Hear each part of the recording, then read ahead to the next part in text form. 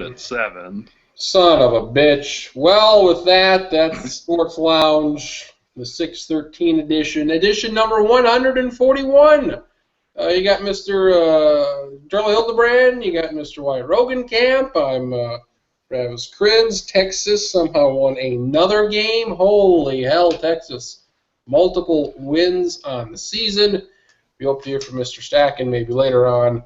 And maybe even Marcus Traxler may join the program.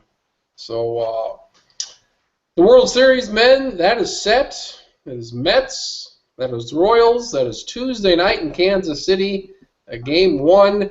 And if you watched the program, and I know you did, a couple weeks ago we predicted what it would be. And Mr. Wyatt Rogenkamp, his prediction was the Mets would play the Royals. And that's what's going to happen. How did you know 3 weeks from then that we'd be here saying Mets-Royals World Series? I had arthritis in my joints. Jesus Christ. Was that what it was? The old man weather coming on. Very good. Yeah. Well, and you also promised plane tickets for all of us to TCU Baylor, maybe the biggest football game of the year. Yeah, they're going to be some plane tickets. I mean, I'll probably print them out and maybe color them with crayons, and good. They might work at the kiosk. You never know. So you're saying our Thanksgiving weekend will be spent at home and not in Texas? We could do a hangout while watching the game. That's probably about the best I can do. That's Sorry. As close as we're going to get. Son of a gun. I know. Well, looking at the National League, I thought the Mets they were the worst team in the playoffs in the National League. And in the American League, I thought Kansas City facing the Rangers in the first round, that was their worst possible matchup, and they were down 2-0. After 2 home games, it looked like they were going to lose that series, but they did force a Game 6 in Kansas City. Game 6 was very, very good, but it seemed to me that the 2 teams that had the big-time home run hitters in the Cubs and the Blue Jays, they ended up losing. All the hotshot starters of the Mets and that great bullpen again for Kansas City ended up beating the Blue Jays. Mr. Hildebrand, is this a case of pitching trumps hitting yet again, or what was the difference? I mean, I think that's part of it. I mean, obviously, that old SOB Doc Brown lied to us, and Back to the Future too. He did. About who'd get there. That jerk. And I mean, you got to give the Mets credit for pitching so well. I know they've got at least 3 really good starters, and I think the Royals have been pitching really well since about July of last year. Yeah. So some of us in the lounge are sick of Kansas City. Are you sick of Kansas City? I am not. I kind of feel like I should be. I mean, it's not like I'm all in on Kansas City either. I mean, I'm not necessarily rooting for them, but I don't have the same vitriol towards Kansas City that Kriens does towards David Carr. Yes. I think it's a great story for both sides because, I mean, yes, the Royals were there last year, but if they happen to win, it'll be great for them. If the Mets win, I think it'll be even better for them because what's the last time they were in it? 2000, the year 2000. I haven't won it in 30 years, so. Well, that'd be awesome. So either way, I mean, it's a good all-around story for both teams. Mets haven't won since '86. Haven't been in there in 15 years, and the Royals haven't won since '85. So you'll have a first-time in a long-time winner of the World Series. Who do you like, Charlie? Mets or Royals? Royals have the home field because the American League won the All-Star game, but they do have the better record, so they should have the home field advantage anyways. I'm leaning towards the Royals. I feel like they're just, I mean, I don't know. It seems like the narrative that people like to do a lot with sports, and it's always more complicated than this, but, they got there last year and had a chance but couldn't quite do it, and I get the sense that they're going to find a way to get it done this year. Wyatt, to end your great run here I don't know. I don't remember who you picked way back when, but who do you pick now? I picked the Royals when we discussed it when I was on last time to win the series, but I almost want the Mets to win now because I feel like yeah, I said it would be a good story, but if you're a New Yorker right now, chances are that if you're a Yankees fan, it's a great time to be a Mets fan in New York. So, what do you think the Yankee fans are doing? Are they rooting for the Mets? Are they rooting against the Mets? I don't know what they would do. I don't know how that works there, but either way, I mean, it's a win-win. I picked the Royals, so I'm going to stick with them, but I wouldn't care if the Mets won either because that'd be great too. My gut reaction is that the Yankees fans would want to root for the Royals, but that's just, like I said, that's just my gut reaction. I certainly could be wrong. I think the Yankees fans would just be like, oh, well, we should have been there, and it's so-and-so's fault that we aren't in the World Series, and that sort of mentality. Are you you all have your favorite teams? Is there anything? Oh, we got to keep the title in the conference. We got to keep it in our division, in our league. Does that matter at all to you at all? Somewhat. It's not like of utmost importance, though. It does not matter to me in professional sports. As far as the Big 10, the Big 12, you're like, yeah, let's keep that thing in here. I don't know. I'm still picking and choosing in college football of which conferences I like and don't like. The AAC! AAC! Yeah, that's right. They're on fire right now. Mets second baseman, soon to be free agent Daniel Murphy's hit a home run 6 games in a row. A good time to have the best stretch of your career, best time to be a free agent. No doubt won the MVP of the league championship series. Hard to explain how he's going on this run. Not a power hitter by any means. Good hitter. I think he made an All-Star game a year or so ago. So one of the better second basemen, but making a name for himself here in the playoffs. When guys, I don't say he's a no-name guy, but when guys get on a run like this, they're kind of remembered forever. For their entire careers are remembered for like a 2 or 3 week stretch. This Daniel Murphy guy, I mean, is this the case with him? Basically, this will be what he is remembered for in his life. I mean, if they win the World Series, I think he certainly will be. If Kansas City does, then, it's kind of, he still might be remembered. Who knows? But, I mean, I'm not telling either of you guys anything you don't know already. I mean, sports are littered with all sorts of guys who rarely... I mean, I would imagine both of you guys could right now... Maybe I wouldn't say you guaranteed could, but you could probably name the Patriots receiver who caught the long pass in the Giants receiver that got the long pass in the Super Bowl against the Patriots and was out of the NFL like 2 or 3 years later after that. David Tyree, never heard from him again. And this guy didn't stink. He was a solid player who unfortunately had something awful happen to him. But I think, people... so many people weren't alive when Bill Buckner had that ball go through his legs in the World Series. But, and I mean, I kind of feel bad for Buckner because, you look at his career stats, he certainly isn't like a Hall of Famer, but he was, he was a good, decent player that played for quite a while, and that's what he's remembered for forever. I think he's got almost 3,000 hits. He played a long, long time for the Cubs and the Dodgers, I think, and the Red Sox, and he's remembered for that one play. So, and then once the Red Sox finally won the World Series, people kind of let him off the hook there. So, I would like take the Mets with this one. I like their pitching. I don't know how offensively Kansas City gets it done.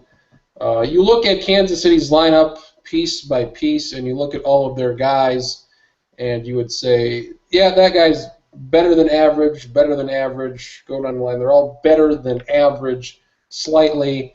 Then you put it all together, and the whole lineup is apparently a lot better than average since they've gotten to the World Series here 2 years in a row, despite starting pitching that's 5 innings. That's all they need. So in other words, you're saying it's the video game equivalent of having just an entire roster full of guys who are like 84 to 86 overall. Yep. No guys in the mid to high 90s, just a whole bunch of guys who was like, well, yeah, I mean, he's fine. I mean, we like him. He's a good, solid player. There's guys better than him. There's guys worse than him. There's more guys worse than better than him. But like Alcides Escobar, he's pretty good shortstop. Ben Zobrist, pretty good outfielder, can be an infielder as well. Eric Hosmer is okay. Salvador Perez, one of the better power-hitting catchers. Mike Moustakas, I think he's the exception. He's awful. He's a piece of shit, despite being an all-star, which I don't understand. I think we may have talked about this. I think it might have been on the way up to Stack Attack's wedding. But, like, I mean, I don't even know if there's any guys who are like, yeah, this guy's got a good chance to be in the Hall of Fame when his career is over for Kansas City. And that's just incredibly rare in professional sports to be like, no, yeah, you can realistically win the title. And, yeah, you got some guys that are good, but you don't have any, like, fantastic difference makers. No. Just like the 91 Twins, they were all a bunch of just average Joes, and they ended up winning. Oh. Last to first. What can we go? I'd say Lorenzo Cain would be their one MVP candidate, and Alex Gordon's a free agent. He's been with them a long time, and I like them in Kansas City. So Alex Rios, journeyman at the end of his career. So a lot of guys that having good years, and should be a good World Series. Stacken's joining us. I don't know what the fuck he's waiting for. But we'll get stories from Stacken's wedding too. College football weekend. Wasn't a whole lot on tap, Charlie. I would say between that Tech finish, I know Joe Mitchell, Wyatt, I know Joe Mitchell had to be going crazy down in the Nashville, Murfreesboro area with his Tech squad. Second week in a row, a finish I've never seen before, may never see again. And on top of that, I bet you've never seen a finish like that where the final call was "What a time to be alive" by the announcer. I've heard about it. I got to listen to it. Yeah, what a time to be alive. I didn't hear the call live. I saw it later, but just, I mean, like it started. I mean, I wasn't laughing like a little kid, but I mean, I was certainly chuckling a little bit at that. I thought, for most people, that's true. If you're a Florida State fan, that's probably not the case. No. And then you had Utah, nearly a touchdown underdog on the road against an unranked USC team. They're a top 5 team in Utah. I don't know how many times that's been done. I was so excited for that game, and I left so disappointed. First quarter, first half was all right. After halftime, not a good game. A lot of interceptions there by Travis Wilson, a quarterback, and that freshman linebacker made a name for himself. So between the Tech run back and the Utah shitting of the pants, that's your two key takeaways from Week 8 of college football, Mr. Hildebrand. I mean, yeah, I think you would also have to say that Clemson. Ole Miss looks pretty good and still controls their own destiny in the SEC West. I think the odds of them getting into the playoff with 2 losses aren't great anymore without chaos. But they still control their own destiny. And then, like you said, Clemson. I mean, I thought Clemson would win. Certainly Miami's got talent on the field. I thought they might be able to give them a game for a while, and that was not the case. So it's the worst Miami's loss they've ever had, which is crazy. Because, like, there was a whole time before the 80s that Miami was really bad at football and did not have the kind of talent on the roster that they do now. And I think it's safe to say that Al Golden's not going to be there a whole lot longer. Yeah, they had a bunch of guys calling for his head during the game, wasn't it? I believe if you put Al Golden in the Google machine, I think you'll see that if he has not been, he will be fired. So is that right call after a game like this, Wyatt? 58-0, shit can Mr. Tywear, just like that? Well, it must be in the air because O'Leary quit today at UCF, I heard. Yep. So, I don't know. I personally like the guy, but in a culture like Miami, it's the same as any big time Nebraska, Oklahoma, USC. I mean, what you do today may not be good enough to cement your staying power for tomorrow. So he's not making the progress that the Hurricane Nation would like him to, and unfortunately, in the instant gratification landscape we live in, I think he's going to be out the door.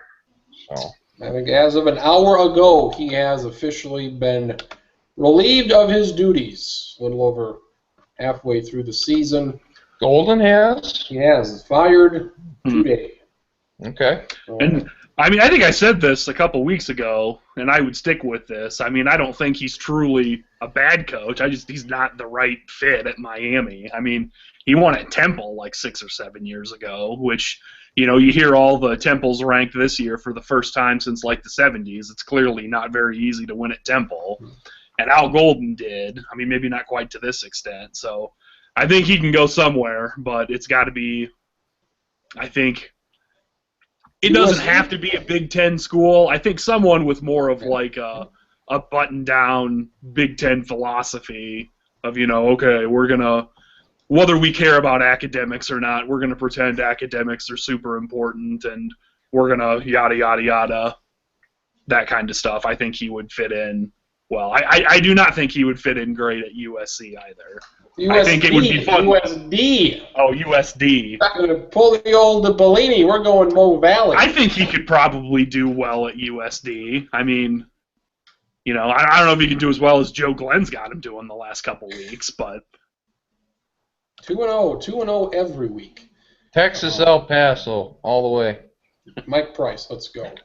So you know what? Actually, Al Golden, he might fit in better at Central Florida than he would at Miami.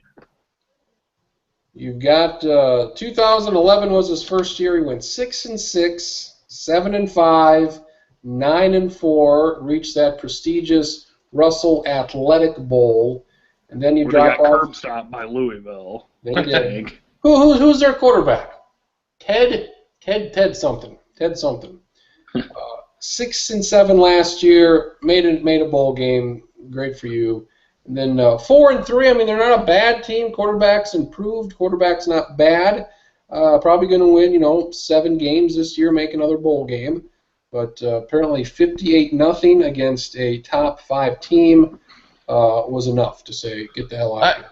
I think also too Florida's resurgence and Florida State's staying power as a arguably elite team the past couple of years has kind of put Miami on the back burner, and people are not happy about that. So I think if FSU and UF were shit right now, it would make a little more difference in him staying longer on the scene at Miami.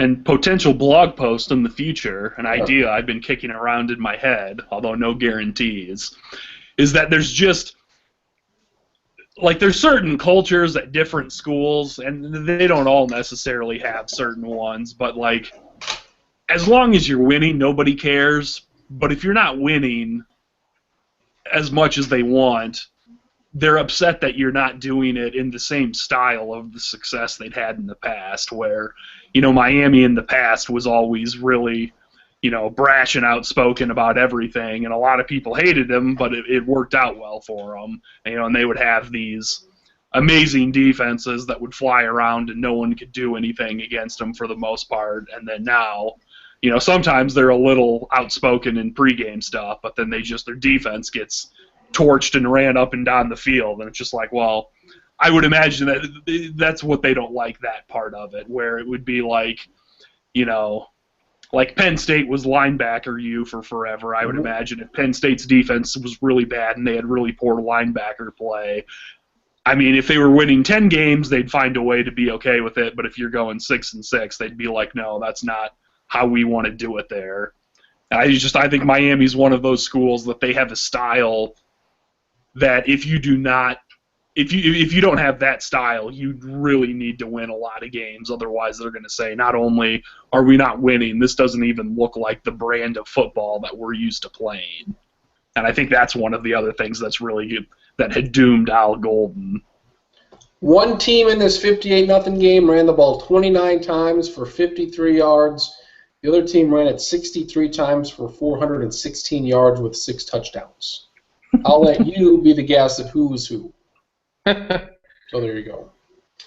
Mr. Stacken, Al Golden fired. Yep. Breast Cancer Awareness Month for one more week. We appreciate that. Yep. Is that a pin? Story from last week? It was a fucking disaster. That was a bad game. Is this your wedding jersey? Yes, it is. Yep. Here we go. Is that a pin or is that permanently on the jersey? No, it's a pin. It's a pin. But can you read this? Mr. Stacken, number 10. Yep. Look at that. Very nicely done. Mrs. Stacken has the 16. I understand why you did that stuff, and I think it's a good idea, but now that you just have your own and it says Mr. Stacken, I feel like it should be number 1, not number 10. I know.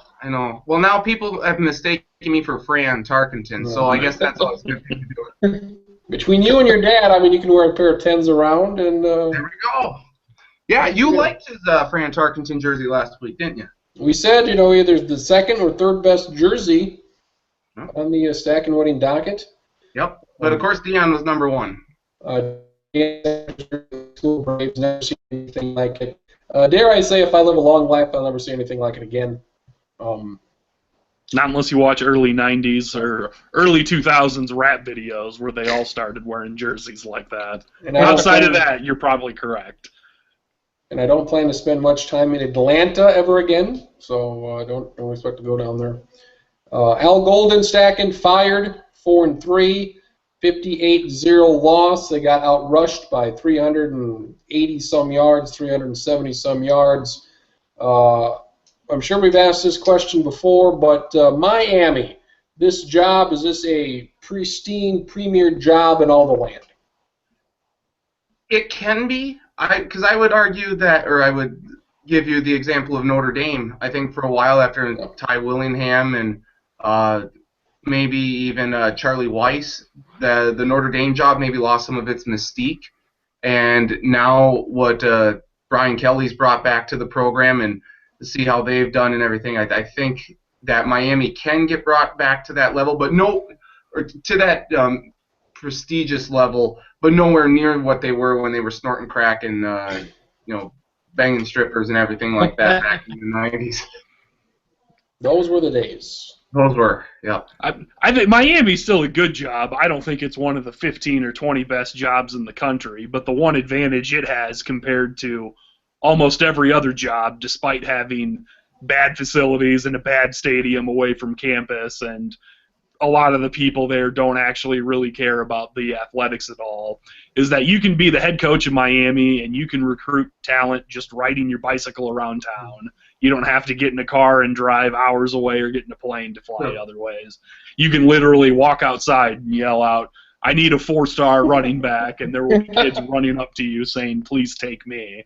Well, and there's only like 10 other jobs in the country that have that. There's the best of the best jobs have that, and they've got great stadiums and great facilities and huge alumni bases. And Miami's not a very big school; it doesn't have a great alumni base. But the way they can compete with the Texases and the USCs and schools like that is that they can get the same amount of talent that those can, and that will always keep it from being a bad job.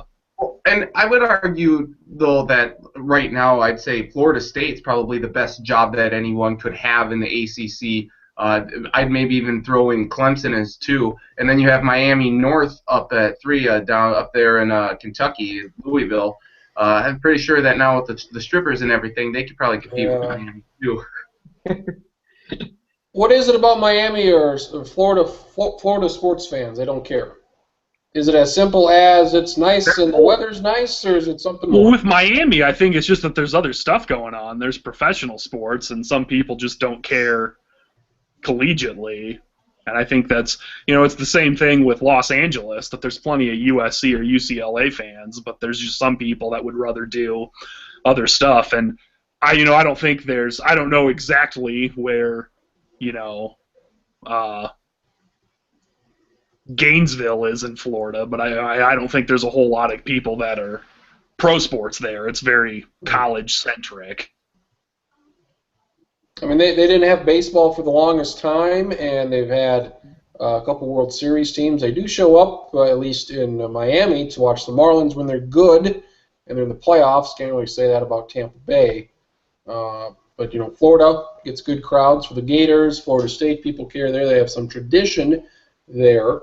But brutal crowds. I mean, Miami tore down the Orange Bowl, built the baseball park. Just awful. Awful for a team like that. USC now beating the pants off of Utah. A lot of people suspected. I mean, we made our picks, our playoff picks last week, and I don't believe a soul picked Utah to make the Final Four. And looks like it's still going to come down to them and Stanford. I think Stanford's pretty much as long as they can stop this juggernaut known as Washington State, the Fighting Leeches coming out of nowhere. Washington State still controls their own destiny, so we could potentially get a Washington State-Utah battle for who could possibly go to the playoffs or the Rose Bowl. Rivalry renewed yet again. USC at 4-3. Wheels came off that thing pretty quick. Coach gone. Still got loads of talent. So that's somewhat different since it's a job. It seems like it's open every other year, and they try to get a guy in there, and then the guy's out after 2 years for a variety of reasons. Any chance that maybe the guy that's the interim coach can keep the goddamn jobs? And it seems like the last interim coach, Ed Orgeron, did pretty goddamn good. Now he's at LSU. They want a big name because they're in Los Angeles, which I don't give a fuck or a shit about. Get a guy in there that's going to be there for a while, not a drug addict, alcoholic, somebody that's not an asshole like Lane Kiffin. Is it so much to ask if this interim guy does well 2 games in? Can he just not keep the job and said, oh, let's go out and get John Gruden. Let's go out and get fucking Lane Kiffin again. Jeff Fisher. I mean, can we just not get a big name? Can we just get a guy that's good at his job? I think the interesting thing's going to be, assuming he does what Orgeron did and wins a bunch of games and makes it a difficult decision, is if Pat Hayden sticks around as the AD. If Pat Hayden resigns or gets fired or whatever, it's a different scenario just because, right or wrong, it seems like new ADs always love putting their stamps on programs and are like, I want to get my guy in there. And I don't know why that is. I think a lot of times ADs meddle too much with stuff like that. But I would agree with you. If he ends up going, you know what? They're 4-3, so they've got 5 games left.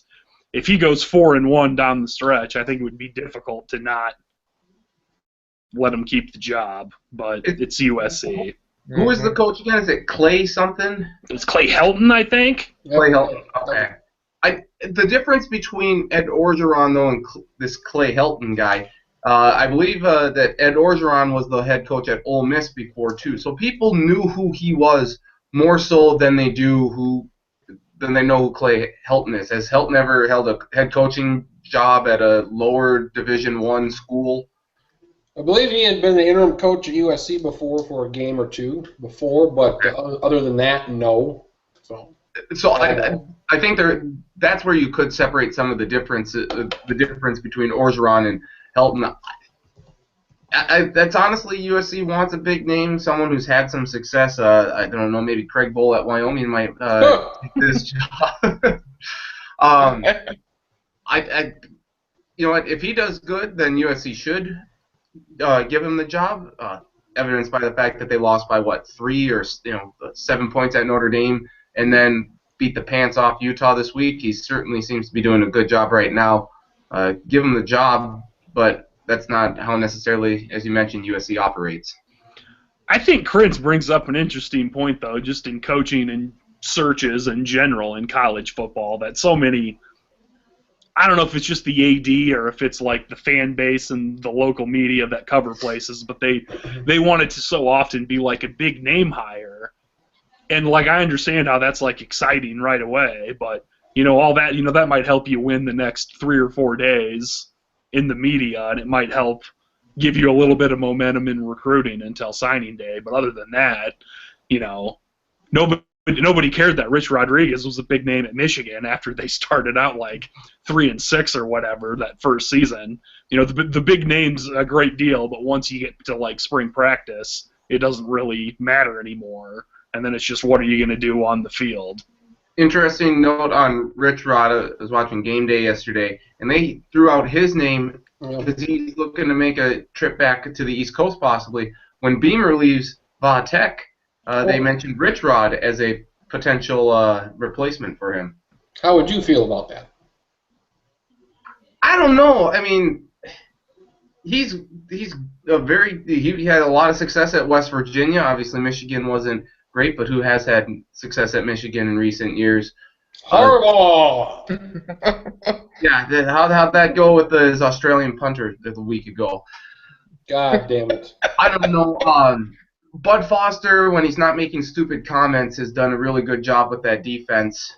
I would say he could be a suitable replacement, but if Rich Rod got the job, I guess I wouldn't be too upset about that. I'd still put Utah as my favorite in the Pac-12 South because UCLA has to play at USC at the end of the year and at Utah. USC, UCLA, Arizona State at 2-2. Your contenders there, Utah at 3-1. So that's what it looks like there.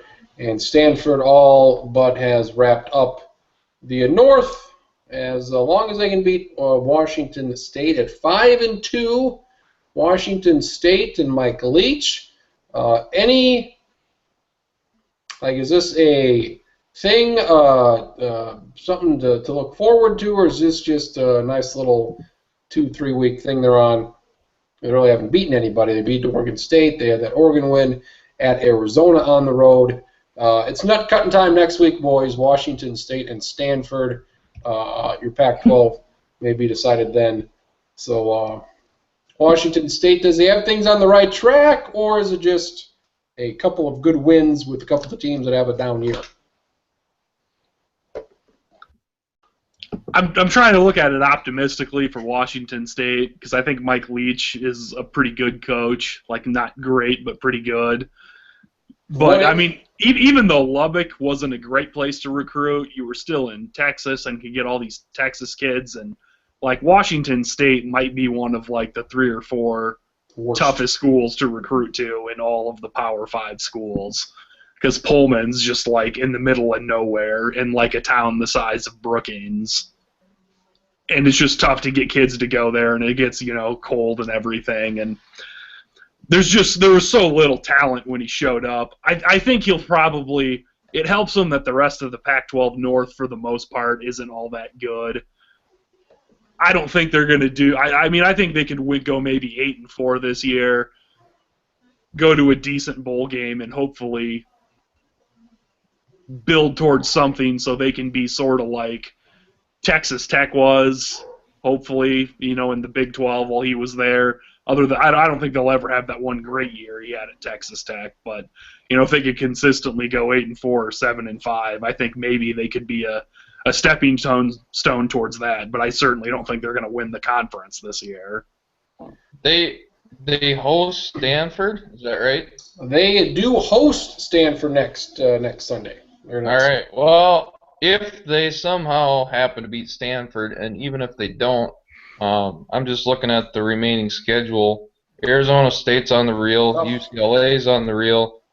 Colorado ain't that great, and Wazoo is whatever. So, there's a pretty good chance that they could win at least 4 more games yet this year. Look out for Washington State. So, could be the surprise of the whole Pac-12. I do like that they only lost at Cal by 6, but I also like they started their year off with a loss. Yeah. This is Portland State. The Vikings. Every Washington State win makes Portland State look better. Portland State could end up as the champions of both Oregon and Washington. I would love to see the columns and articles after that game. Oh, you got to fire Leach. You got to get rid of him. He lost to an FCS. Well, now that they might be the second best team up in the North. So the first college football playoff rankings are due on Tuesday. So that's exciting. About 7-8 games in. It seems, most teams probably got 4 games left, so it seems like a good time to do that. I thought it was November 2nd. Or is it 2 weeks from now? I thought it was November 2nd. I could be wrong. That's no good. Well, shit, that sucks. I thought it was this Tuesday. Oh, let me look. Yeah, I was thinking it was in November when they came. Oh, God damn it. Maybe it is. 2 weeks. 2 weeks from now. Well, after games next week. They'll be in there. Temple, Toledo, Houston, Memphis, your 4 teams. One of those teams will be going to a big-time bowl game. Any favorites stick out right now, or what's the ceiling for these teams? Because it seems like Temple's got that Notre Dame game this week. That's a big one. Memphis, Houston, Temple all got to play each other in some sort of round robin. Toledo, probably the worst of the bunch as far as the schedule is concerned, remaining. Holy Toledo, did you see what they did yesterday? They were down early and they were up late big. So they turned it around quick. Scored 7 straight possessions against the Fighting Minutemen. At the New England Stadium, I think? Oh. Foxborough? Which of Charlie, which of these teams is Temple because they have Notre Dame on the deal, and the winner of their other AAC between Houston and Memphis? That'll be a good win. What team has the best chance of getting the highest? The team with the best chance of making the college football playoff, potentially. Can they? Can they even get that high? Whatever team wins out, I think will be in the top 10. What team would have the best resume, assuming they win the rest? I think you can make a strong case for Temple, and they would have a win over Notre Dame, and they would have a win over the Memphis-Houston winner. And Penn State, who I don't think Penn State's really good, but Penn State could still win like 8 games. But I think Memphis has the chance to go the highest because Ole Miss, even though it's unlikely, it's possible Ole Miss could win the SEC. Ole Miss could beat Florida in the SEC title game, and then you would say, we're Memphis, we beat Ole Miss. Their only other loss was to Florida. And then they went ahead and beat them in the SEC title game, and then they were conference champs. So I think they could rise the highest, but I think it's going to be tough for Memphis. I think they're going to hit a hard. Even if they do that, they're probably going to hit a hard ceiling around let's say 7 or 8, something like that, and it's going to be really tough to get higher than that. You look at a Memphis team that have a win versus Mississippi. They would have to beat Temple twice in the span of 3 weeks. They'd also have to knock down Houston. If they do beat Temple twice, that might be enough to knock Temple out of the top 25. So that's that thing where it's a good win, but it's bad since it doesn't look as good as it could be. Marcus Traxler, any of those 4 teams for that spot, Charlie said about 7 or 8 he thought. Is that about as high as they can get, assuming they run the board? And that there's no complete chaos where everyone has 3 losses. Who are we talking about? Memphis and Houston and Temple and Toledo. Which of those teams has the best shot, since one of those 4 is going to go to a big bowl game? I think Toledo, and is it Temple that just has to get past Notre Dame, basically? Yeah, and they got teams at home. They have Temple. Temple would have Memphis at home. They probably have to play the Houston-Memphis winner again. Yeah. Yeah, I think Temple obviously has a big non-conference hurdle. I like Memphis the most out of those 4 teams, but they have to go on the road, I think, to Houston and to Temple. So, and then potentially play one of them again. So that's a pretty good hurdle that they have, but Memphis is the one I like the most. And it might be a deal where these 3 teams knock each other off, and Toledo. I should say, Toledo, they're probably going to win the MAC, so they should be in a position where they can capitalize. Paxton Lynch, Jr. for Memphis, 6'7", 245. We'll see if he's any good or not in the NFL. But what is it about big, tall quarterbacks that just people like? I don't like them. But what is it that? This guy's a big son of a bitch. He should be good. Well, more times than not, outside of Ben Roethlisberger, if you're a big son of a bitch, you're not a good quarterback in the NFL. Well, you kind of have to define what big means, and where we're cutting it off is just like a sort of tall and like really tall. Minimum of 6'4". Minimum 6'4".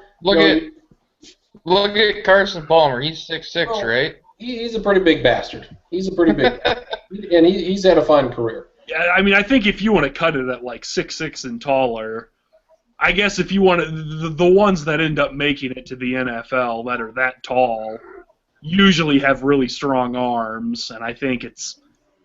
I mean, you could make a case it's possible they become overly reliant on that as opposed to reading defenses and stuff. But I know they don't talk about it as much now, but like a decade ago, the reason people liked it was they'd always say, like, oh, well, he can see over the offensive linemen. These 9 feet linemen. How can he not see over these 9 feet linemen? Jesus. And, I mean, I think the game's changed enough that that's not as big of a deal. I mean, you know, now, like, I don't remember when I was younger there being a whole lot of, like, 6'7" and 6'8" offensive tackles, and it seems like the NFL's littered with them now.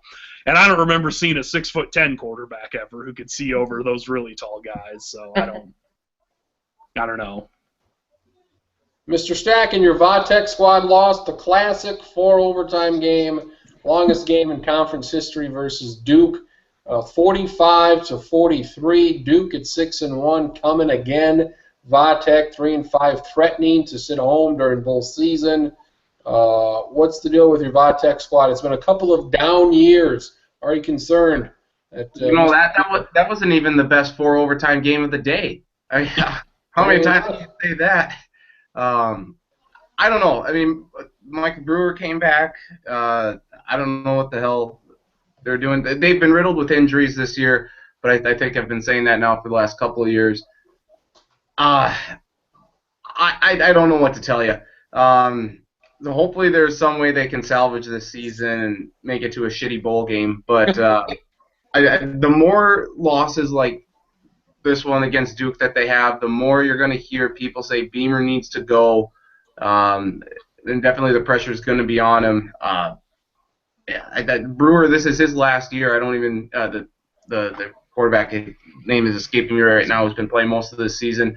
He looks good at times, but you know, as a freshman, obviously, still a lot of room for improvement. He makes a lot of stupid decisions. I have some concern that this could last for a few years. I know Stack had mentioned the injuries, and I don't know all the ins and outs of Virginia Tech's lineup. I know the quarterback was hurt, but I mean, is it just me, or there have been like way more injuries in college football this year than most years? Or is it just that they're getting more amplified and more attention than in previous years? I mean, maybe that could be it. I don't know. Because that's what they know. My Cornhuskers have been ravaged by injuries. I'm pretty sure they would have still lost all these games anyways. And I know Traxler's Gophers have had injury problems as well. And it seems like they're most of them more have been, big-name guys. Most of the Gophers' injuries have been in the pregame warm-ups. We've had guys get hurt. Jury killed too hard on these guys? Well, you know, they say you have to practice like you play, so I guess they're just going too hard when they're practicing. I guess so. College football playoff released, well, that's last year, so who the hell knows? It's in 2 weeks, November 2nd. Or whatever the hell. Maybe on that Sunday. I'd be on the Sunday, wouldn't it? Yeah. Yeah, next Sunday. I swear I heard November 2nd, which would be it's a Monday. But last year they did do it on a Sunday, I think, at like 12:15 or something, like right. Yeah, like right before the NFL games. That's pretty ridiculous, but 2 teams nobody's talking about: Duke and Pitt. Duke should be the favorite in their last 5 games. Should win at least 3 of the 5, so they should go at least 9-3. They host Miami. Pitt. They go on the road versus Wake, Virginia, and North Carolina. Anybody want to buy into Pittsburgh or Duke, particularly Duke? Anybody see a I'll buy into Pittsburgh. You know, their only loss was on like a 58-yard field goal that Iowa kicked on the last play of the game. And I don't know. I think, you know, I don't think Paul Chryst is a great coach, and he left and he went to Wisconsin, and they're okay, been struggling there. And Pat Narduzzi comes in, and they're winning a whole lot of games they didn't win in the past, and they've got, I always forget his name, I think Tyler Boyd, one of the best receivers in the country. And you got a guy that's really good and you can throw it to, and you can play smart defense. I think that helps a lot. So for some reason, I guess my inner Mark May, I'm championing the Pittsburgh Panthers. Yikes. Also, it's a tough 3-game stretch though for the Panthers. UNC at home this week, then Notre Dame, and then at Duke. That 3-game stretch is going to decide whether they win the Northern or win the Coastal or not. Show me something, Pitt. Show me something. And the college football playoff website says the calendar for 2015 rankings, November 3rd at 6:30 on ESPN will be the Monday? That's Tuesday. Okay. Thursday, next Tuesday. All right, a Tuesday. And also, Larry's North Carolina squad, 6-1. Who in the hell would have known? 6-1 North Carolina. They're all 6-1. They're all undefeated in conference. They're all beat each other, and nobody will know who the hell will win the. Is that the Coastal or the Atlantic? I always get the two mixed up. Coastal. Are we any closer to figuring out what teams in what fucking league here? No. This is ridiculous. No. Both Virginias are in there. Both Carolina schools that matter are in there. Pitt, Miami, and Gottech. The thing I always remember is that Virginia Tech's in one and Florida State and Clemson are in the other, and that's all I ever remember. Miami and Virginia Tech are in the same division, I think, because when they both came into the ACC, that was a big rivalry. And they wanted that renewed, of course. Also, a team that I mentioned during the preseason, I thought had a favorable schedule would be Oklahoma State. Navy. You're getting your college football previews mixed up from year to year. You're laughing. Navy could still win the American, though. What do we think about the American as a legitimate conference? Because this conference seems to be way better than Conference USA ever was. Way better or more depth, I should say, than the Big East. The Big East would have like one team, like West Virginia, Vatech, or Miami. They'd have that one team that was way better. It seems like the AAC has like three or four really good teams. Well, I think 2013 was the last year that they had a BCS bowl slot. I don't even remember if they'd changed the name from the Big East to the American Athletic Conference at that point or not. But I mean, yeah, they seem better now than they did like the last 3 or 4 years. UCF, they had Bortles. Played Baylor. And now they don't have a head coach or an AD. You would think he would have only resigned one of those jobs. But now he's unemployed because he doesn't have either of them because he quit both. That's a shame. I think it's intriguing how the AAC went from like everybody's shit list to like Good. Yeah, it's like all of a sudden everybody's on the AAC bandwagon. I think about transferring. And I mean, I guess if you think about it, if you're a conference that's sort of fallen and you want to get a bigger name for yourself, win big non-conference games, and they have certainly done that this year. They've got a few more left. If Temple could beat Notre Dame, that might do more good for them than Memphis beating Ole Miss even. Mm-hmm. NDSU to the American. Or the Sun Belt. They would win the Sun Belt. Yeah, think. Maybe not this year, but most years. I don't know. My Idaho squad was pretty good against ULM this week. Oh, they do this week. They win. 27-13. Some running back had career highs in rushing attempts and yards, so that was great. Homecoming day, potatoes for everyone. Marcus has a tough task again this week, trying to pick games we will pick. The game day, are they going anywhere? They're going to be in Philadelphia. Where are they going? They haven't said yet. Well, I mean, where the hell else? I mean, Temple, Notre Dame. That's your game of the week. Yeah. Yeah. I mean, there's really. I mean, Florida, Georgia, not getting me hard. Nothing else. Is that game at Temple or at Notre Dame? At Philadelphia. Philadelphia. Eagle Stadium. So if it's not at home, it's not even on NBC. So I would assume it could be an ABC 7 o'clock game. It is. Yeah, might as well be their game of the week then. I don't know what else you would pick. Although for some reason they had Ohio State and Rutgers as the 7 o'clock ABC game this week. Because sometimes people make bad choices. Doesn't make any sense. They made bad choices the last 2 weeks though, with Ohio State playing Penn State and then Rutgers. Bad games. You know, that Thursday night game, Carolina not ranked at 6-1 versus Pitt, so somebody can tear an ACL on that field there, and that's a game of note on a Thursday night. No, man, I shouldn't have put any faith in Pitt. They're always their running back. I think tore his ACL earlier this year, so they're always knee injuries away from falling in the tank. And maybe look for College Game Day to go to Las Cruces, New Mexico, for the 3-win Vandals against the winless Aggies of New Mexico. Somebody's got to win. Was it this week that the Little Brown Jug is? They could go Harbaugh in Minnesota. Yep. Yeah. I don't think that's going to happen. 6 p.m. on ESPN. 9.5-point, 10-point favorite for Notre Dame. See how that changes through the week. I'm sure Florida-Georgia will be a game we will pick. Florida State and Clemson in 2 weeks. That game lost a lot of its luster. Also the same week as LSU-Alabama, Game of the Century, Part 8. That is in 2 weeks as well. And Ole Miss Auburn. Preseason, that looked like a good one. Goddamn, Ole Miss. Trash. Piss pound Auburn, most disappointing team in a decade. So we'll give it up to Larry Traxler to figure out. And I mean, Stanford at Washington State at 9:30. I mean, I think we got to pick that game too. Stanford a 2-touchdown favorite on the road going up to Pullman. Like they can win a game against SDWS, secretly decent Washington State, going under the radar. Game day could go there. Never have been. The flag's always been at game day, but they can go there. They owe it to the flag. And I didn't watch this game, but I can't imagine Vanderbilt 10, Missouri 3. I can't imagine that was any good of a game. I believe it lived up to that. Like Hobo Day. Just like Hobo Day. I'm leaving. Karen's leaving, everybody. She's leaving. In the building.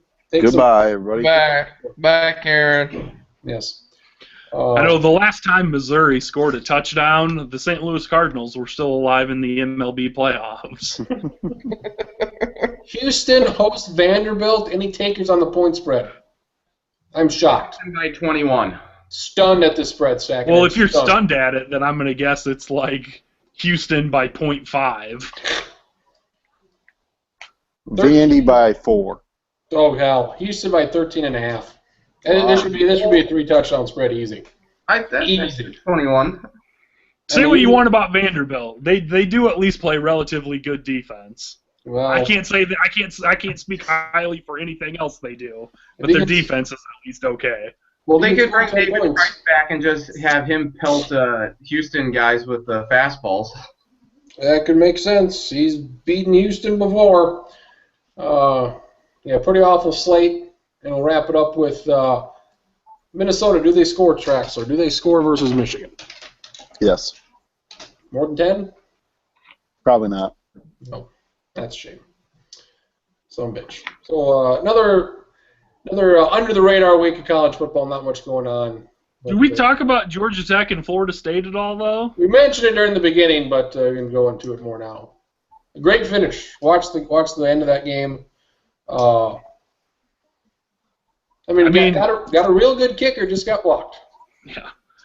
I saw something, and I was going to post it in the chat, but forgot to do it. But someone did an interview with the kicker before the Florida State-Auburn national title game, and that was the year that Auburn had the kick 6 against Alabama. And they asked him, and they're like, "So, would you have made a tackle on a play like that?" And he's like, "Oh yeah, I'm selling out my body. There's no way we're losing a game like that."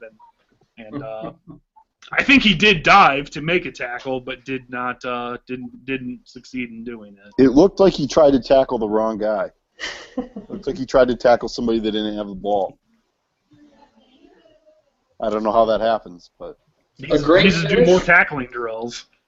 Florida State not as good as their undefeated record. I mean, they've not played well, and I'm glad they finally lost. Hopefully they lose to Clemson in 2 weeks again. They lost to a Georgia Tech team that had lost 5 straight games. That was not good at all. So that was good to see. And for the second week in a row, a great finish. I liked Paul Johnson's, oh, get away from the ball. Well, why? It's the last play of the game. Pick the fucking thing up and run. Why not pick it up? What the fuck? Oh, don't touch it. Well, fucking pick it up. Paul Johnson's a dumbass. You're dumb shit. Go back to Navy. Christ. Good Lord. Ohio State's still number 1. Switched quarterbacks. Didn't take a fucking genius to figure that out. That would work. No, again, Cardale Jones, big bastard, great quarterback. He's going to be awful. Baylor at 2, Clemson at 3, LSU at 4, TCU 5, Alabama at 7. I mean, Jesus Christ, Alabama. I'm feeling more and more confident LSU beats them. I mean, Tennessee again, the Nebraska of the South. I mean, and you lose again. I mean, Tennessee, it's there for you.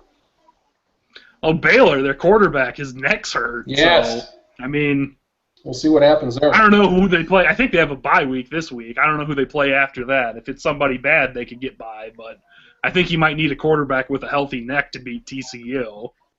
Probably. I mean, the defense is not good at TCU, but it'll be interesting to see what happens with that quarterback situation. And if it's a deal where just, you plug a guy in, he'll throw for 400 yards, he'll be fine. Yeah, he just keeps throwing it up to. I always get their receivers mixed up because they've had a billion good receivers at Baylor over the last 5 years. You got like 18 touchdown catches already. Yeah. Coleman. So they got this week off and the dreaded Thursday night game at K-State. I'm sure they'll lose that one. Good. By your big Oklahoma State, TCU trifecta. Hey, Traxler's preseason call at Kansas State not making a bowl game. It looks more likely now than it did a month ago. Got to hit on a few.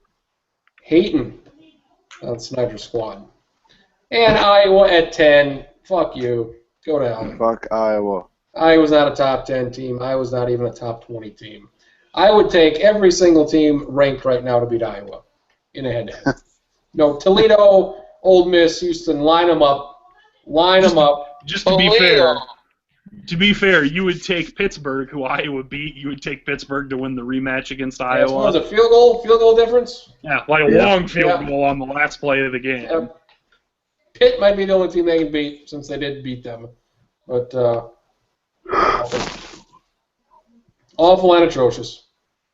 Flip Saunders, Mr. Traxler. Flip Saunders, longtime coach of the Timberwolves, died today, 60 years old, cancer, pretty quick, pretty surprising. Didn't seem like there was a whole lot of information out there the last couple months. It went from, well, he might coach this year to he's not coaching this year to he dies today. Flip Saunders, is he Mr. Timberwolf, basically? Yeah, when you think about the coaches they've had, and I mean he was the longest tenured coach they've had for the 25 years they've had a team. They owned a part of the club now. Had been general manager when he first started. That's how he started with the Wolves, and then he was promoted to coach about 20 games in, and he was there. He helped Kevin Garnett mature into the player he is. That's part of the reason Kevin Garnett came back last year.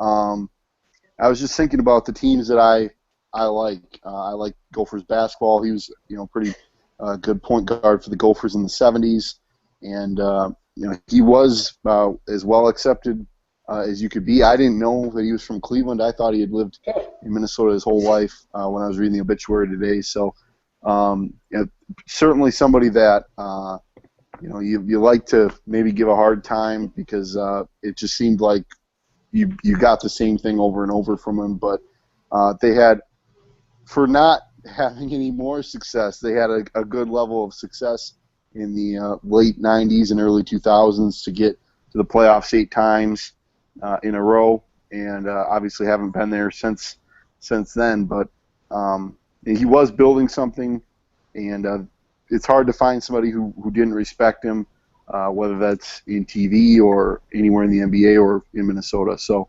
he'll be missed. It's unfortunate that cancer is what it is, and that it takes some of our best and most admired people. But Flip Saunders, going to miss him. He seemed he seemed very well liked and respected around NBA circles, and definitely just seeing some of the outpouring of support and thoughts and prayers with him from around the NBA. It is certainly tragic to have lost him so fast or so soon. And like Marcus mentioned, you didn't hear anything coming out about this. All of a sudden, Friday, Flip's not going to coach the Timberwolves this year. Okay, we knew he had a setback in September, but nothing like this. And then all of a sudden, today, I was listening to Paul Allen today, driving back from the cities, and he gave they always do some Continental Diamond player of the game, and they dedicated it to Flip, because of his work with there, and just it was very somber listening to Paul Allen talk about Flip just after a big Vikings victory and everything. So then that Flip's presence kind of extended beyond just the Timberwolves, but to the Minnesota sports scene in general. I know I was looking through his Wikipedia page earlier today. Did not know he played collegiately at Minnesota, and did not know he coached at Rapid City. There was some basketball team in Rapid City he coached at some point in time. Yeah, so he was going to bring that up. And Sioux Falls, the Skyforce. Yep. 94, 95 Skyforce, 88, 89 the Rapid City Thrillers, both of the CBA before Isaiah Thomas pulled the plug on that joke. So all the way through the Midwest and the Great Plains, the Flip Saunders territory. Also, there was also a good point that he really respected a lot of the coaches who built their way up through.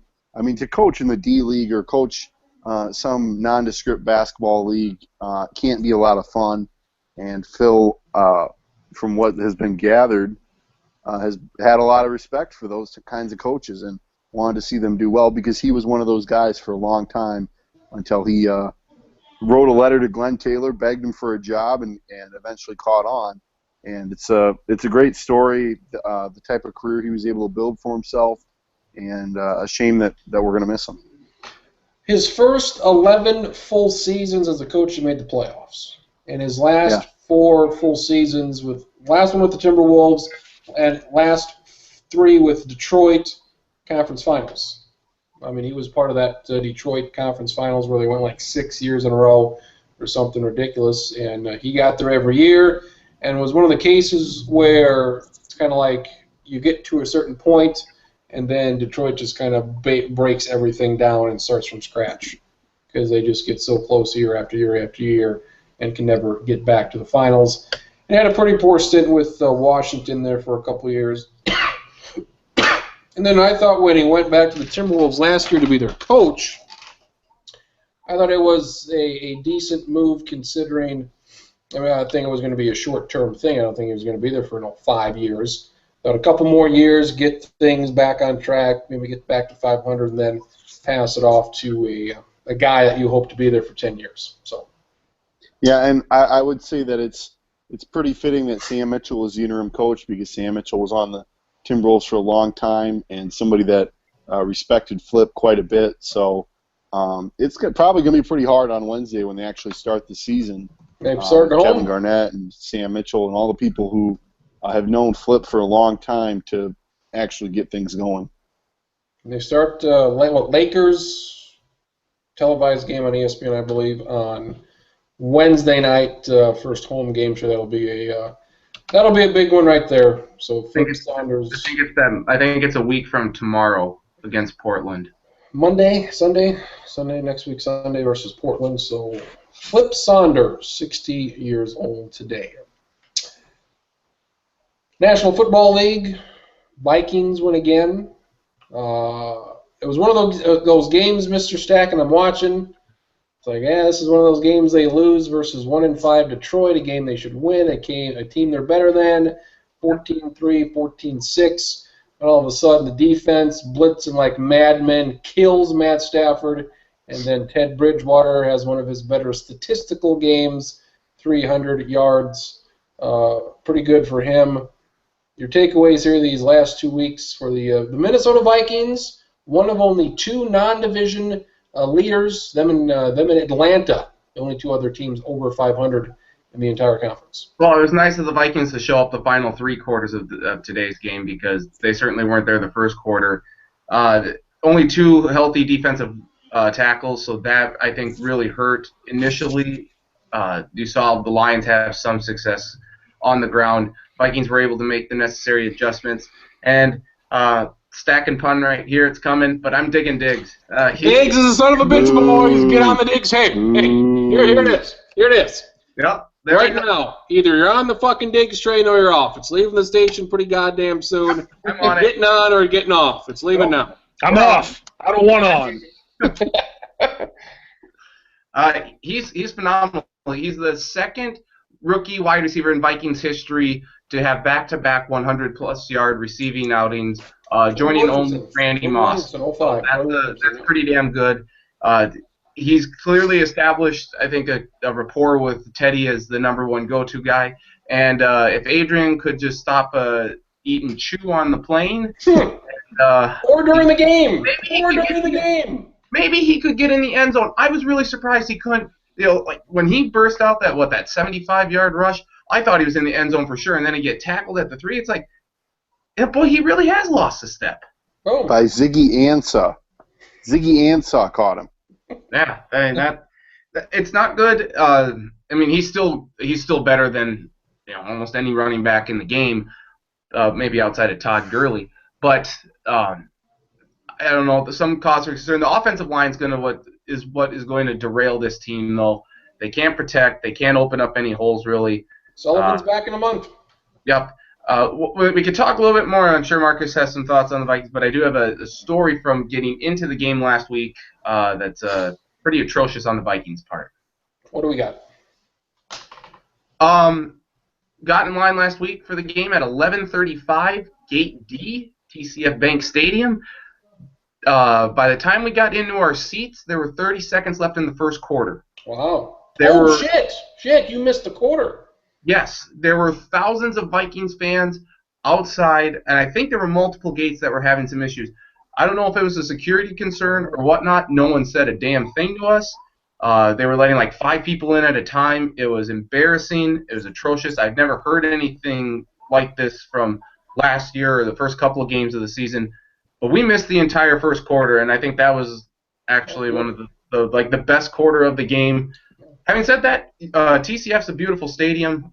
It's serving the Vikings well as a temporary home, and I got to imagine it's great on Saturdays for the Gophers. But very embarrassing, pretty shitty on the Vikings' part to let us stand out. We were waiting outside for 45 minutes before we got in. I would be pissed off. WT fuck. WT fuck. A little bit of the acronym, little bit of the non-acronym. Very good. You ran out of grain belt. That's the problem. Grain belt. They're out of hams, Sam. Where the hell are your hams? I don't know. I had warm hams once, and I never had hams again ever again. Hams has got to be ice cold, otherwise it's not good. Not good. Surprising I to me. I shouldn't say that I've never gone to his game there, but the couple times I've gone to Gophers games, I like to get there early enough that the crowd's usually not a problem. But it's a lot of security for a college football game, more than I would expect, and it is unacceptable at this stage. This is what, the 11th or 10th or 11th home game they've had, their regular season home game they've had. You'd think their methods and techniques would be down by this point. So unfortunate that Mr. Stacken had that experience last week. We thought maybe it could have just been a security scare, because I was looking on the Vikings Twitter feed, I was looking at the Star Tribune, I was looking for any updates, and no one had anything on there. So maybe this is just standard protocol, or that's how it goes. Were you looking on your phone? I was. On my phone. I don't know. Maybe it was just that like 5 people called in sick, and they just didn't have enough people there normally. And that's the thing, too. How about just use a fucking megaphone then and say, hey, we're short-staffed. It's going to be a little while. Had you been to a game there last year? No, this was the first game I'd ever been to at TCF. It's surprising to me. There's only 11 teams in entire football over 500. How many teams are 500 though? Raiders. The entire goddamn NFC East, probably. Raiders, Miami, Secretly decent Oakland Raiders. Philadelphia, and the Rams. First off, what the hell's gotten into your Dolphins? Jesus Christ. It turns out Joe Philbin just wasn't the right guy as the head coach. Lamar And Miller? they needed what's his name? They needed the Metallica listening Campbell to just start. Didn't need the passive coach. They needed someone to start yelling at him and doing Oklahoma drills, and now they're ready to go. I mean, clearly he is the pro version of Jim Harbaugh, and the Dolphins will win at least 6 straight games until a special teams gaffe costs them. When do we like to look at the playoff standings? You got to get, week 10? Week 8? When do we start looking at these here? I mean, honestly, I think it just depends on how good your team is. When your team's got a winning record, you're looking at them as early as you possibly can. I'm not looking at it that closely for my Dolphins. Well, right there. If you're undefeated right now, then then you really don't have to worry about the playoffs. But I would say for teams like in the Vikings, the Dolphins, I think you have to. It really takes shape after everyone has their byes. So week 11. Too early for start pounding that Patriots undefeated season drum? Are we too early on this, or just about right? Nope, not happening. Not happening, you say? Nope. If the Jets played them within a touchdown The at Jets are Foxborough good. today, The Jets are good. yes, that's why I'm saying the Jets are going to win at MetLife. Oh, really? Yeah, I could do. I mean, I don't think the Patriots are going to go undefeated, but I don't think it's too early to start looking at their schedule and kind of questioning and going, well, maybe. So, I mean, What's that schedule? I don't expect it to happen just because I think they'll have an off day and it'll catch them on the road at some point. But certainly, it's not like they're playing a murderer's row of a schedule the rest of the way. You mean the Jaguars aren't on that schedule again? I mean, they got the Dolphins next week. When is this? Oh, your dreaded Thursday nighter. God damn you, your Thursday night games. It is at home though, so that works in their favor. I mean, I don't really see any. I mean, besides Jets and Dolphins at the end of the year, I don't see a single. I mean, they'll be favored obviously in every game. I don't see a single game that should trip them up here. Do they play the Raiders? No.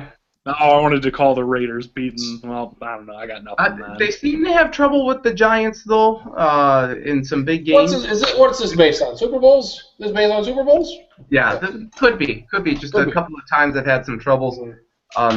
Maybe that Broncos at the end of November, but that's only if Brock Osweiler's playing at that point. God damn. Well, that one year, the Giants also beat the Packers when they only had one loss all year. So I guess that's just the Giants' thing. That's what they like doing. Giants need a healthy safety. That would help them. Pretty good Giants Cowgirls game today, huh? Not bad for third-string quarterback. So that division, I don't know what the hell. Obviously, last week's going to decide it. 9-win team's going to get in there. You say a safety could help the Giants.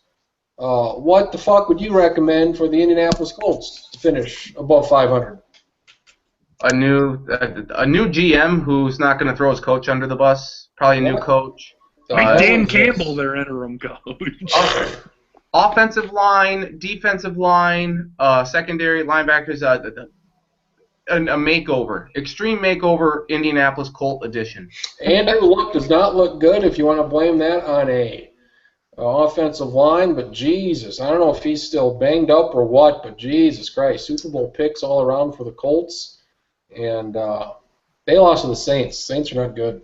Just because I like correlations between like one year and another. I know there was one year in the early 2000s with the Colts when they had started to sort of build, and everyone was like, hey, this team, like, I don't think they were Super Bowl picks by anyone, but it was like, hey, this team could do something. And they went like 5-11. I don't know if that was the playoffs year from Jim Moore or not. I don't remember. But it was one of those years early with Peyton that they were not good when they should have been good. And I wonder if it'll be something like that they'll be bad this year, make a head coaching change, shuffle a few parts here or there, and then be relatively decent for the next 6 or 7 years after that. tell you this, I've been off on a few teams. Washington's already equaled my win total I gave them at the beginning of the season. The Kansas City I've been really off on, but a couple teams I'm gonna tip my hat to them. Houston Texans, they're god awful. Houston. Does anyone else think that we should all celebrate from now on like Kirk Cousins did after that game, like pointing and I don't even remember what he said, but I just thought it was funny. He's pumped up. Like, you like that? Or something like that. Yeah, I like you getting down by 3 touchdowns. I like that.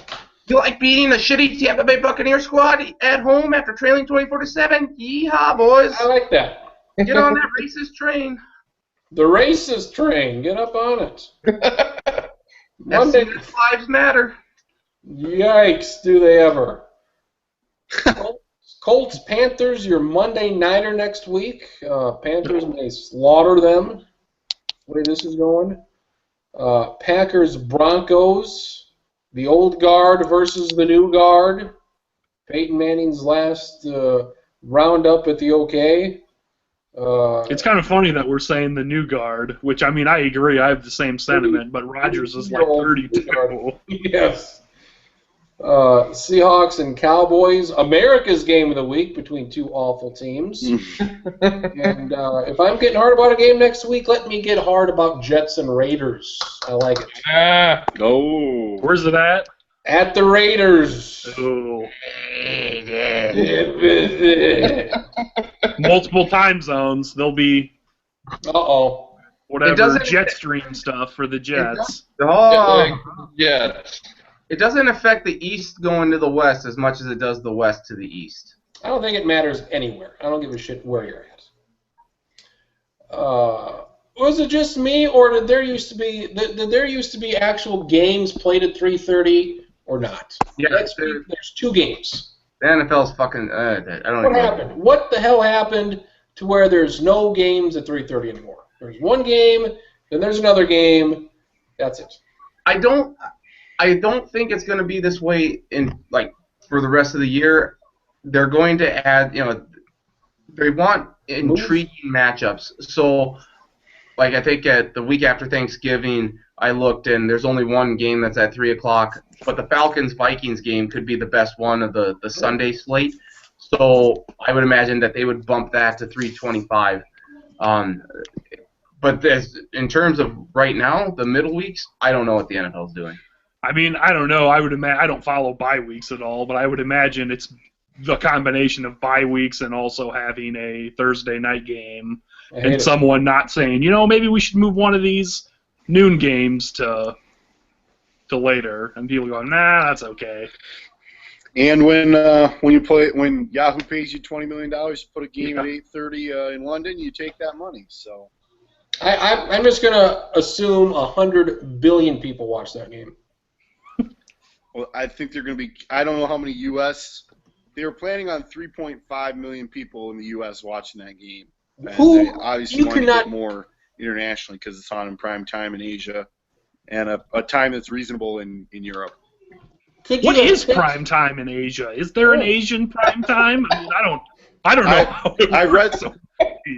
I read that in some article today that Asian prime time for this game. I don't even know what the working hours are in Asia. For Christ's sake, I know they go in at 4 in the morning and are done at 3 in the afternoon. Doesn't China have 25 time zones, for Christ's sake? What the hell do they care?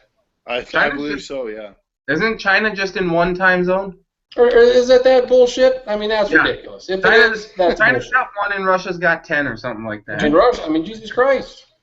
Do we even find out the ratings for this ever? If it's online, is that even something to find out? Or is that something that Yahoo's just no, it's bad enough, we're not going to let anybody know how bad it was? No, they're going to be pimping. They're going to be pimping the ratings pretty hard here in the next couple of days. I don't know what they are yet, but that's going to be pretty big. They spend a lot of money for an interesting The thing I had read was that this may be setting up to move, if CBS doesn't want the Thursday night games anymore, to move those games to online only. Good. I don't want to watch this. Get it off my fucking TV. NFL Network. Send it to the NFL Network will still. CBS. I want more Blue Bloods reruns. It's funny though you bring up that Thursday night package because they said that even other cable networks like TNT or TBS could try and get in and throw their into this. And I remember TNT back in the Sunday night games. I think Vern Lundquist was doing it. Yes. Remember, I think he called an Arizona game. I can't Paul McGuire. Yeah, yep, Paul McGuire before he went and joined Joe Theismann and Mike Patrick in the ESPN Sunday night booth. I forgot how much I do not miss Paul McGuire commenting on games. They're gonna it'll probably stay on either broadcast TV or it'll go to a cable network. I imagine that them giving a package online is a little ways away still. I can't imagine coming up with a worse game than Jacksonville versus Buffalo. That's the best It turned London out game fine, I guess. that, like, in the last 2-3 years. I mean, I'm not watching. I see you Jacksonville Buffalo and raise Detroit, you right. Jacksonville Tampa Bay. Yeah, I mean, that's the battle of the border. That's the battle of the counties right there. I'm not saying like the best game, like intriguing matchup, but definitely the Buffalo-Jacksonville game today was the best game that Londoners have seen, maybe outside of Detroit, Atlanta last year. And then next week, Detroit, Kansas City. Who could give a fuck about that? Are you kidding me? Are you kidding me? Two awful teams. Awful. They're gonna they're now finally talking about, well, maybe we should play a game in Germany or a game in Mexico. It's like, yeah. Go ahead. Why are we playing these? I mean, I realize that you don't care where they play the games, but it's just like, why? London doesn't need 5 shitty games a year. Let's move them around, if nothing else. Play wherever the fuck you want. Doesn't matter to me. I'm not watching anyway. Play wherever the fuck you want. Play Clint Sargent stopping grounds, USC Heidelberg. What? Isn't that where Clint Sargent played in Germany? It is. It is. Him and his wife off the bench. Good Lord. Dude, he could probably play quarterback for the Chiefs. I mean, Find a receiver to pass to, for God's sake. Did anybody go down for Florida's kicker tryouts? Huh. Missed opportunity on my part, I'd say. did anyone see that the Florida mascot or someone at least dressed up like went and kicked a field goal or something? Yes. See that? I don't know why you wouldn't have that guy be your kicker the rest of the year. I'd be like, I don't care. You're going out dressed like that every game. We'll put pads on over your other stuff so it looks funny. That's how we're kicking. Don't these teams have soccer programs? Wouldn't a soccer guy kick a ball good, you think? You would think so. Worked in Ball necessary versus oblong ball, roughness. I guess. If it works in the movies, no reason why it can't work now. That's real life. That is. We got the two guys on the end as far as I see it. Their World Series picks. Nathan Sacken, World Series is next week. Who do you think will win the games? I want to say the Royals win it in 7, but I have a feeling that they're going to get bum-garnered by DeGrom this year, Good. and the Mets will steal it in 7. So you're going Mets in 7. I want to say Royals. I'm going to God damn it. God damn it. flip-flop on this all week. And I'll get We'll back have to go with Come on. Do I gotta wait for your goddamn blog Tuesday morning to find out? No, I'll say Mets in 7. If I look at your blog Tuesday morning, is it going to say Mets in 7? No, probably not. God damn it. Marcus Rex. You suck, Stacken. I know. I think it's going to be the Royals have had a lot of things go their way in these playoffs, and I think there's a tendency that maybe that could continue. God damn it. I trust the pitching, and I like the Mets, and I like the Mets in 6 games. I don't know if Wyatt or I gave a number of games. I picked the Royals. I'll say the Royals win in 5. Wow. Jeez. Wyatt had the Royals to begin the deal. How many games does it take them to win it? Lucky number 7. Lucky number 7. We're going the full 7 here, boys. Did you say what yours was, Kriens? Mets in 4. Fuck you, Kansas Wow. City. Get bent. Get bent. Why aren't you playing us all down to the Baylor game now since Kansas City made the World Look at this. Absolutely. I'm printing up the tickets right now. Like I said before, if they don't work at the kiosk, don't blame me. I don't It's a bit of a risk. Don't be surprised that the UPC's in green and red instead of black and white. That's just a coincidence. Sick 'em. God damn it. Mr. Stacken got married. Yep. 9 days Still ago. married. Still married. Still married. Still married as of Still, now. You still got happened. a piece of metal on your finger to signify as such. Yep. We talked to you many times.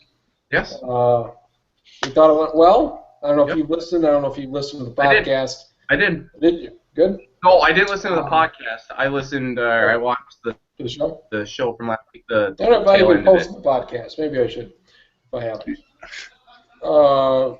Wedding thoughts. We liked it. I assume you did well. It was very good. Yep. We couldn't have asked for anything different. It really was. The food was great.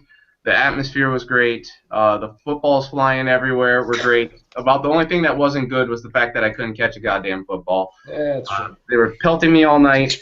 I had Quadri Ismail Butterfingers. Could not do it, but no, it was great. We enjoyed it. Thank you to you and Charlie for coming out. Thanks for the VodTech gear. Oh, yes. That will be worn at some point here in the next week. We'll If try. and game get day ever comes back to Fargo, I expect you to see you in the VodTech stuff. Fuck yeah, I will. Charlie, thank you for the card. You will both be sent You're welcome. parting gifts at some point later on. Terrific. And Mark I said do you were saying want the card to, since I have this platform, Yes. I want to publicly congratulate Mr. Stacken on his Thank recent you. nuptials, and Thank also indicate that I was going to send a card and I lost your address, so I will contact you for that and get that in the mail. So We can do my that. apologies. Yeah, you're fine. You're fine. Good. Thank you for the congratulatory nuptial frame. By the way, the favorite part though was the reaction I got to the Bison. Oh boy. That was fantastic. And then they Full go out. heel stacking. Heel stacking. I liked it. They go out and lose the USD the next day. So and Carson Wentz was out 6 to 8 weeks with a wrist injury. So And it doesn't matter. Bison are still good. Kriens, Wow. why didn't we stick around to watch that USD North Dakota State game? We had to watch the Memphis Ole Miss game that wasn't on my TV. That's why. We had to All miss right, Joe Nathan Stacken. Yeah. Congratulations. Thank you, I Mark. wish you. I typed you a message on Messenger. I don't know if you saw it. I was looking for the ceremony on Watch ESPN, but so, we were so close to getting that there. Ran into some snafus. Lee Fitting didn't want to share the platform. I'm sorry. It turned out that it did work. You could watch it on Watch ESPN. There were just roaming blackouts of it the whole time. that didn't Now, get let me ask to you, watch. Kriens, did you have the chicken or the fish or both? I had both. I think I only had the chicken. What would you? Did you like the tilapia? What was What was that dress stuffing? I thought that was unique, and I liked it. Something was in the tilapia. Yep. I don't know what the sauce was over it, but the sauce was good. Me and Charlie speculated on what the sauce could have been. But I took the fish. Here's what I did. I said, fuck the salad. I'm going potatoes. I'm going vegetables. I'm going meats. Heavy on the meats. I didn't even go vegetables. I just went You missed out because meat, potatoes, and bread. those fire grilled veggies were something else. They're very good. Me and Charlie, I think we told a couple jokes during our time to keep ourselves entertained.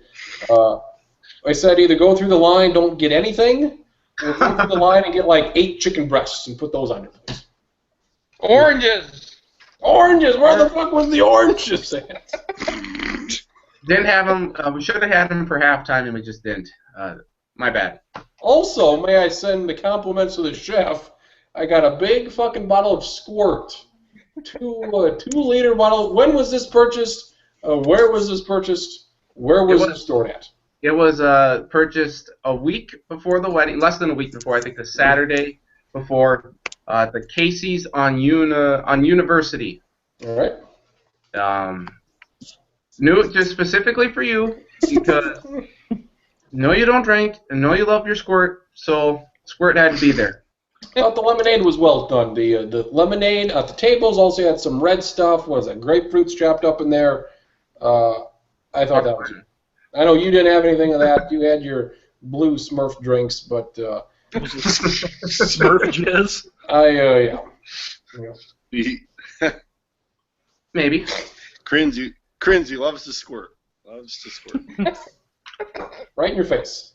By the way, And once again, for like the fourth time since then, I'm going to pat myself on the back for being, as far as I know, the only person that threw a football that actually landed inside the lights. we had, I think they had 2 or 3 in the chandelier or the overhang. Oh, really? And we asked the people the next day if maintenance had any troubles or was ticked at all, and they said no, they're fine. Good. But way to go, Charlie! Stack didn't get his deposit back.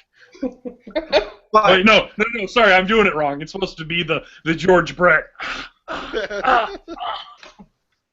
There is a sadder note, though, in regards to that. No. Found out. So, kind of the reason why we had the wedding on that Friday versus the Saturday was that there was another wedding that was already booked that Saturday. Then go to hell. Found out that Saturday that wedding got canceled. Oh, Burn! Good. So instead, true love right there.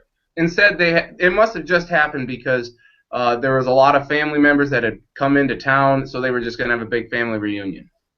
Wow. Hey, Wow. they say that 50% of marriages end in divorce, so it was either them or you. So, I mean, it worked out well for you, Stacking.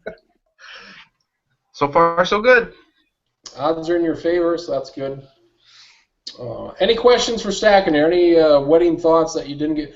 Were you drunk? Were you not drunk? Didn't seem like you had enough to drink, but you were not. I didn't have enough to drink. Did not. One major regret. I didn't realize we had 2 free kegs of beer, so I probably should have hit that a little harder. That was good. By the way, what did you think of the pastor pulling out the cheese head? Oh, I would have punched him right in the dick.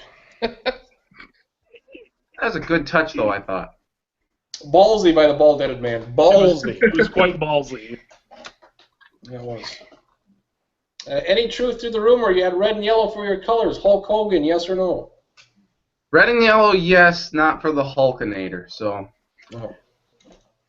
sorry. Iowa State? We went with school. Okay, so we went with school colors. Red since Kelsey goes to Moorhead, and yellow for SDSU. What's funny though is that I was in the red, and She was in the yellow. yeah, yellow shoes, or maybe she had red shoes. I can't remember. No, she had silver, but the bridesmaids had yellow. So I don't know. I look better in red, I guess. So it is what it is. I still have that sweet Aladdin vest. Maybe I'll go as Aladdin for Halloween and just get a pet monkey. You got to keep that? I got to keep it. Yep. Ooh, look at that. You did have a pretty sweet get-up, Stacking. Yeah. Thank you. The process of getting your blog on the program, I thought that was well done. Ballsy by you to get that out there. Absolutely.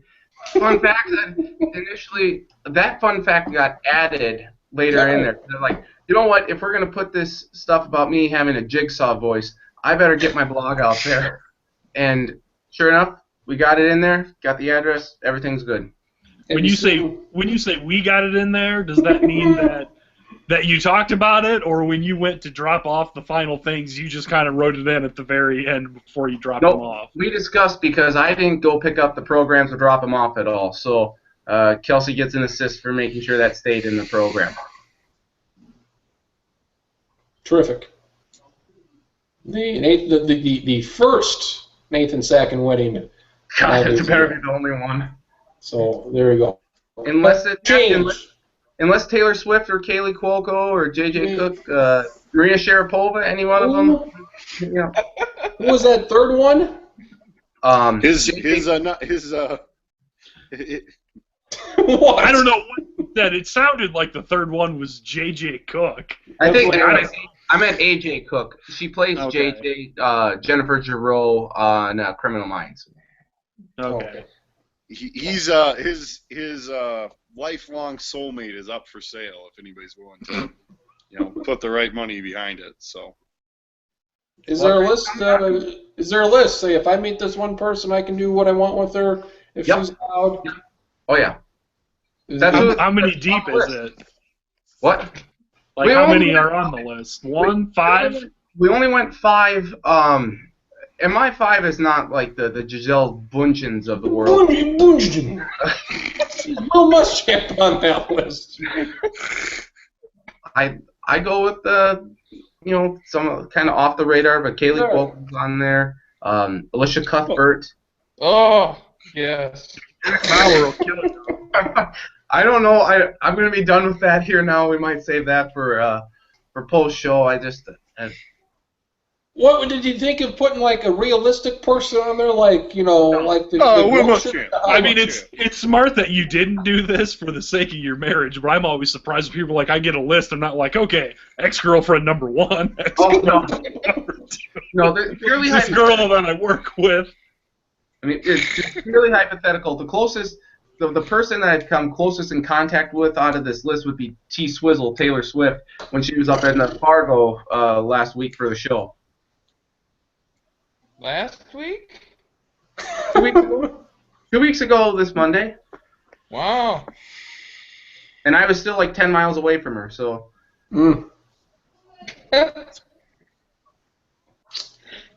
Your wife's list.